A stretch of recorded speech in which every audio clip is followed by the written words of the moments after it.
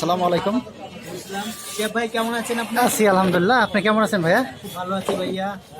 প্রিয় দর্শক, আজকে আমরা আসছি দুর্গাপুর উপজেলার আমগাছি বাজারে, সাকিব ভাইয়ের স্টোর। ভাই, আপনার স্টোরের নাম নিত্যপণ্য স্টোর না? গুরুত্বপূর্ণ স্টোর। যে আজকে আমরা চেষ্টা করব আজকের বাজার দর, যেমন হচ্ছে আপনার চাল, ডাল, তেল, তারপরে মশলা জাতীয় যে দ্রব্যগুলো আছে এগুলোর দাম জানানোর চেষ্টা করব। আমাদের সামনে সাকিব ভাই বসা আছে। তো সাকিব ভাই, আমরা কোন দিক থেকে শুরু করতে পারি তাহলে? আমরা এখান থেকে শুরু করি।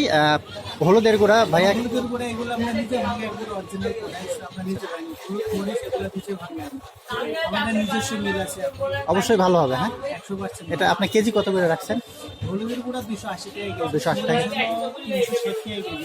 মরিচ 360, মরিচ 360 টাকা কেজি। আচ্ছা, এখানে দর্শক আমরা ধনিয়ার গুঁড়া দেখতে পাচ্ছি। তারপরে পাশেই এটা মনে হচ্ছে লং না? হ্যাঁ, এটা লং। আচ্ছা, 1200 টাকা কেজি। 1200 টাকা কেজি। তারপরে হচ্ছে এটা বড় এলাচ, বড় এলাচ 2700 টাকা কেজি মাত্র। ছোট এলাচ আছে। তারপর ভাই আমরা এদিকে একটু ডাউলের আইটেমটা দেখি। হ্যাঁ, ডাউল এটা অরিজিনাল দেশি মুসুর ডাউল। পাইকারি 116 টাকা কেজি, 20-25 কেজি নিলে বস্তা।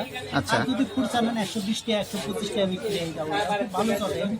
আচ্ছা, আর এটা মনে হচ্ছে এলসি না? এলসি ডাউল, এলসি বস্তা নিলে 96 টাকা 95 টাকা কেজি পড়বে। আর কেজি যদি নাই তাহলে আপনার পড়বে 120 টাকা।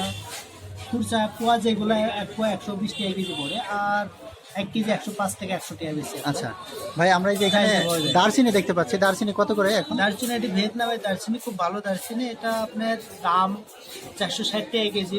10 কেজি খাঁচি নিলে আচ্ছা আচ্ছা 50 টাকা সব এসে খুরসা আমরা। আচ্ছা, 500 টাকা কেজি। এখানে